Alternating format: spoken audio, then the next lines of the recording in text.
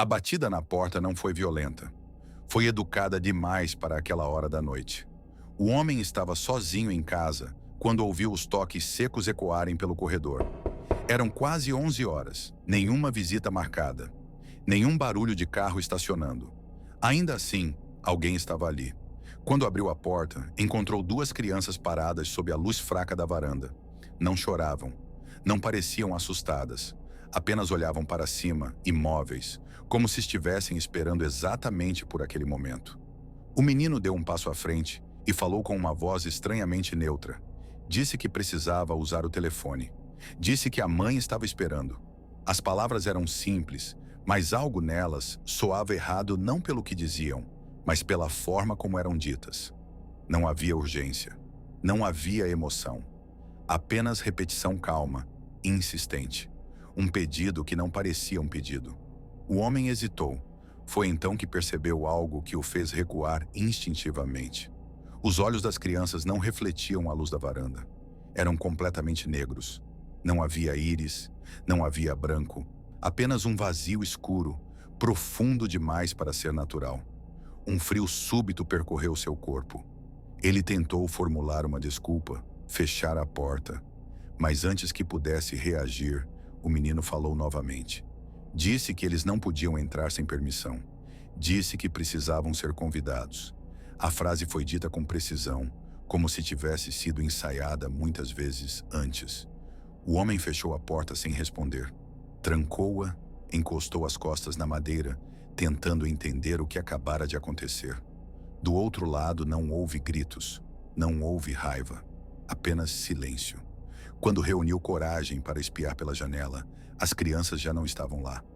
Casos como esse começaram a surgir no final da década de 1990. Relatos vindos de cidades diferentes, países diferentes, pessoas que nunca se conheceram. A história mudava em detalhes, mas o núcleo permanecia o mesmo.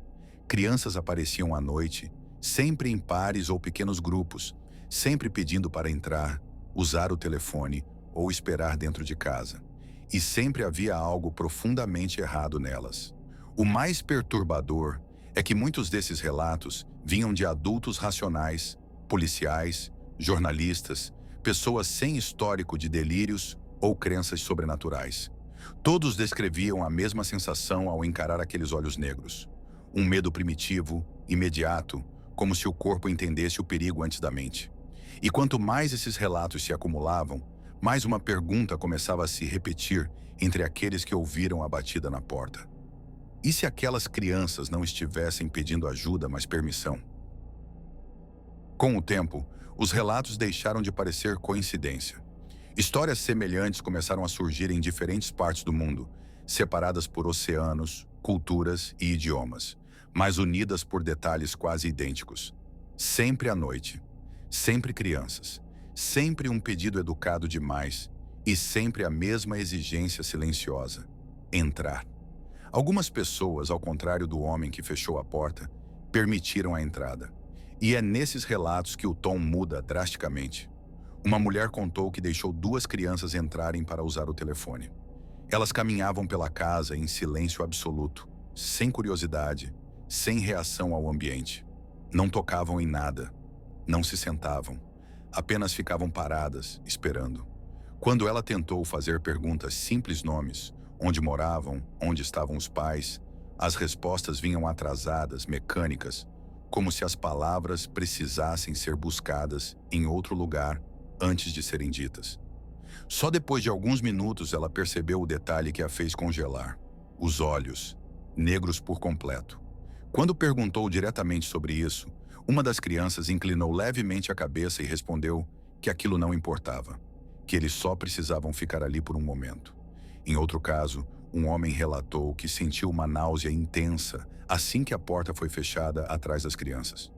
Um peso no ar tomou conta do ambiente. O relógio da sala parou. O telefone, que antes funcionava, passou a emitir apenas um ruído baixo e contínuo. As crianças repetiam a mesma frase, em tom baixo, pedindo para que ele não tivesse medo. Quando finalmente saíram, não houve despedida. Elas simplesmente caminharam até a porta e desapareceram na escuridão. Nos dias seguintes, O homem desenvolveu febre, insônia e um medo persistente de ficar sozinho à noite. Nenhum exame médico encontrou explicação.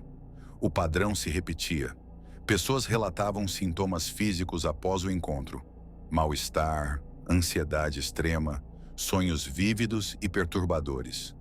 Alguns afirmavam que depois da visita, passaram a ouvir batidas suaves em outras noites, mas nunca mais tiveram coragem de abrir.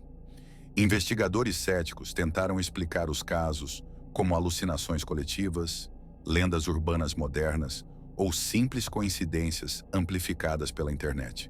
Mas havia um problema difícil de ignorar. Muitos dos primeiros relatos surgiram antes das histórias se espalharem online. Pessoas que nunca tinham ouvido falar umas das outras descreviam as mesmas crianças, as mesmas frases, o mesmo medo visceral.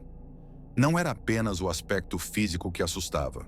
Era a sensação compartilhada de que aquelas crianças não estavam ali por acaso, que cada encontro fazia parte de algo maior, algo que observava, esperava e só se aproximava quando encontrava uma porta aberta.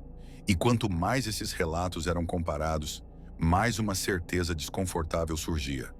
Aqueles que abriram a porta nunca esqueceram o que entrou com elas. Com a repetição dos relatos, surgiram também as tentativas de explicação. Psicólogos sugeriram episódios de paralisia do sono, projetados para o estado de vigília. Outros falaram em histeria coletiva, alimentada pelo medo e pela sugestão. Houve quem defendesse que tudo não passava de uma lenda urbana moderna, criada e amplificada pela internet. Mas nenhuma dessas teorias conseguia explicar todos os detalhes. Os encontros não aconteciam durante o sono. A maioria ocorreu em horários específicos da noite, com pessoas totalmente conscientes, capazes de descrever com clareza o ambiente, as falas e até a temperatura do local. Muitos relataram a mesma sensação física, um medo imediato e irracional, como se algo profundamente errado estivesse diante deles. Um alerta instintivo, impossível de ignorar. Outro ponto inquietante era a insistência na permissão. As crianças nunca arrombavam portas, nunca forçavam janelas, sempre esperavam ser convidadas a entrar, como se existisse uma regra, uma barreira invisível que só podia ser rompida com consentimento humano. Esse detalhe levou alguns pesquisadores do folclore a comparar os relatos com antigas lendas sobre entidades que dependem da autorização da vítima para atravessar limites físicos. Mas diferente das histórias antigas, essas crianças surgiam em bairros comuns, ruas iluminadas, prédios modernos. Não vinham acompanhadas de símbolos, avisos ou ameaças. Vinham com educação excessiva, vozes baixas e pedidos simples. Quanto mais normais pareciam, mais perturbadoras se tornavam. Com o passar dos anos, os relatos diminuíram. Não porque os encontros tenham cessado, mas porque muitas pessoas passaram a reconhecer o padrão. Aprenderam a não abrir a porta. Aprenderam a ignorar as batidas. Em fóruns e depoimentos isolados, uma ideia começou a se repetir. Aquilo que não recebe permissão não pode permanecer. Ainda assim, há quem acredite que nem todos os encontros foram evitados, que nem todas as portas permaneceram fechadas, e que algumas pessoas aceitaram a presença daquelas crianças por tempo suficiente para deixar algo passar junto com elas. Algo que não precisava mais bater a porta depois disso. Talvez seja por isso que, em muitos relatos, o medo não termina quando as crianças vão embora. Ele continua, cresce, se instala, como se a visita tivesse sido apenas o começo. Porque se aquelas crianças realmente precisavam de permissão, o que acontece quando ela é concedida não é um encontro, é uma entrega.